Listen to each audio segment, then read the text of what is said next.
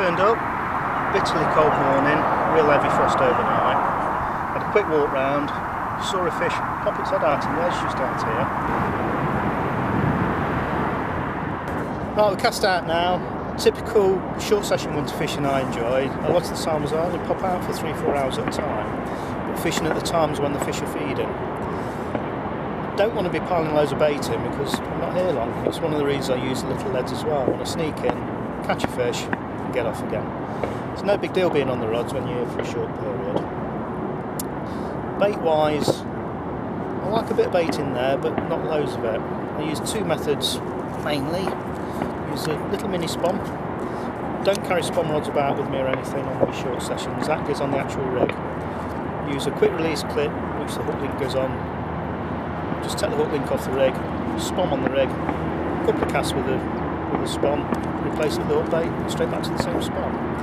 Obviously if you're in deep water you need to allow for the drop back of the lead and everything, but just so simple. I'm casting those on like 2 3/4 pound rods. You don't need big heavy rods for it. Another method I use, which I've yet to see another carp angler use, but I use them so much, that's the bait dropper. The river anglers will all be very aware of these.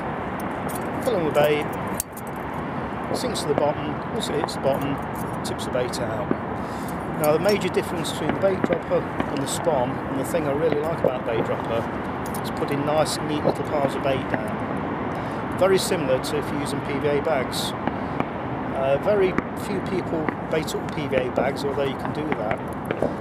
Much quicker, much cheaper with a bait dropper. It's very easy, 10, 15 quick little PVA bagfuls in the edge. Yeah, you just don't see people doing that with the PVA.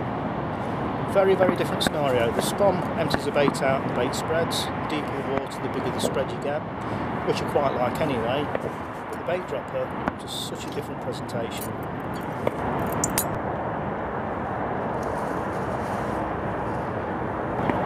I've not put much bait in at the moment. I came down last night, spotted a fish, trickled a little bit of bait, so I've got bait out there. I've got pole elastic markers on the lines, I know exactly where I want the baits, so everything's in situ at the moment. I'll give it a little bit longer, just wait and see if there's fish moving through the swim. Got the bobbins at half mast. I like the bobbins to be just balanced against the undertow. Don't like them up against the rod. I'm looking for liners, I'm looking for signs all the time. If a fish swims into the line, I want the bobbin to move. A lot of people make the mistake, in my opinion, when they're fishing tight lines. If a carp hits a tight line, it spooks it.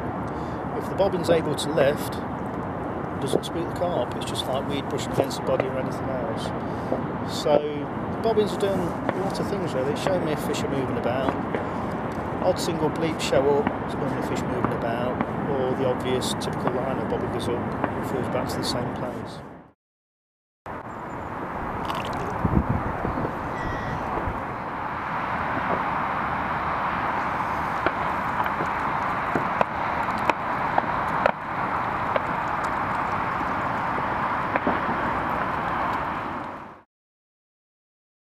On the short sessions, I'm not looking at putting a lot of bait in. I just want an attractive visual area. I want to bring the fish in. I very often use very small hook baits. I want a big visual though with that small hook bait. My normal stick mixers, lots of little bits in there. There's a maximum matching pellet there. That breaks down very fast.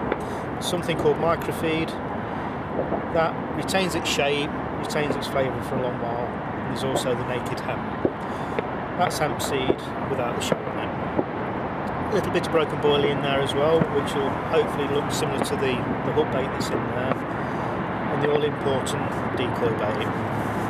Always put one full bait in with the stick mixers. To my mind, it's so obvious that that's a dangerous one and the one for the carp to avoid, yet everything else is safe.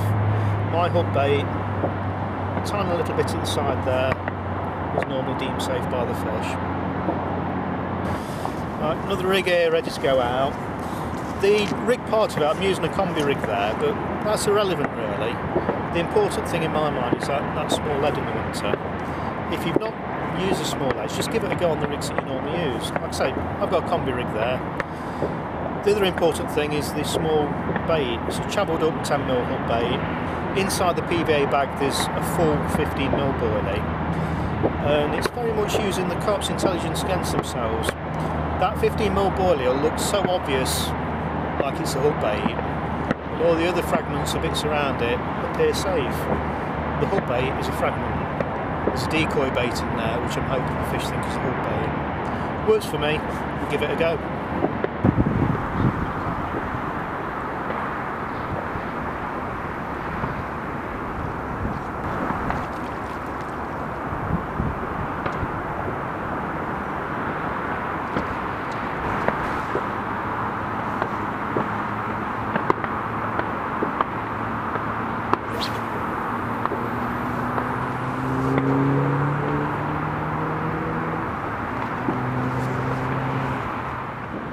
I mentioned the small leads that I use, a set identical rigs up there, conventional sort of big dumpy lead people use, and the little mini leads I like to use.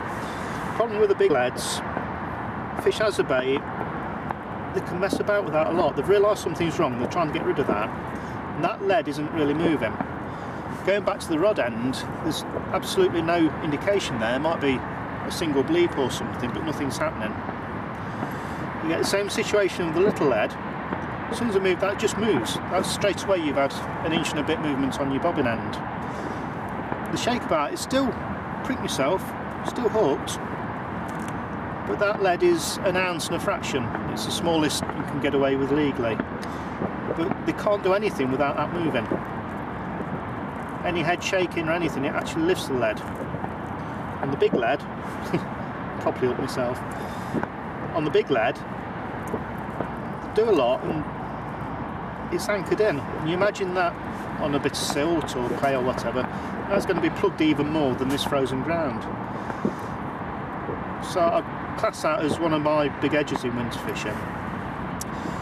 Two pluses, they go in very, very quietly, very discreet, but the other thing, it's like the fish just don't know what to do with them.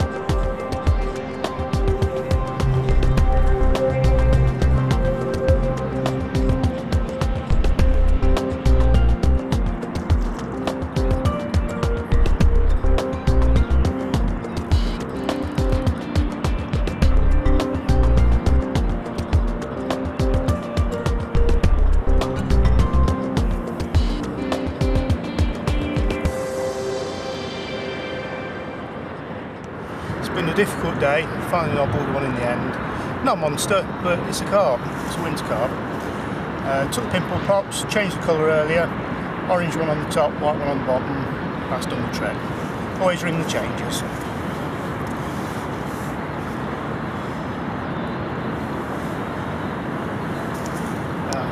There's the bait.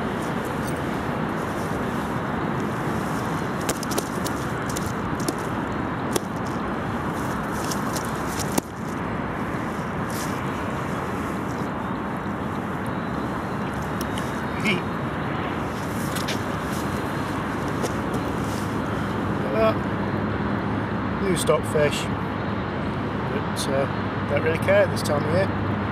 Thank you.